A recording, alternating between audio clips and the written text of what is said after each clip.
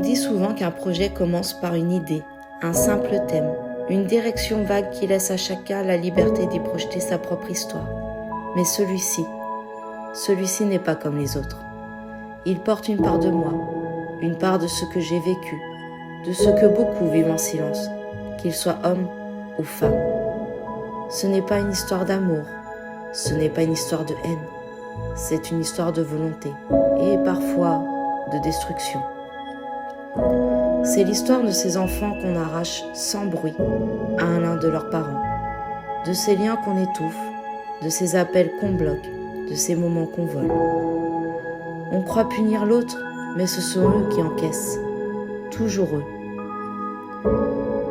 Les enfants ne disent rien, ils observent, ils absorbent, ils se taisent. Le jour, ils sourient pour rassurer le monde. La nuit, ils pleurent dans l'ombre, sans témoin. Leur regard reste doux, mais leur lumière s'éteint doucement, comme une flamme qui manque d'air. Chaque jour, un peu plus, la tristesse gagne du terrain, grignote leur innocence, fragilise leur cœur.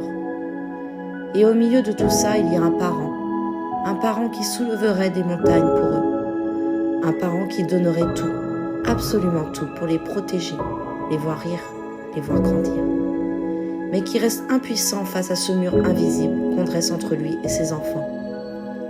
Et puis, il y a l'autre, celui ou celle qui utilise les enfants comme des armes, comme des leviers, comme des outils pour blesser.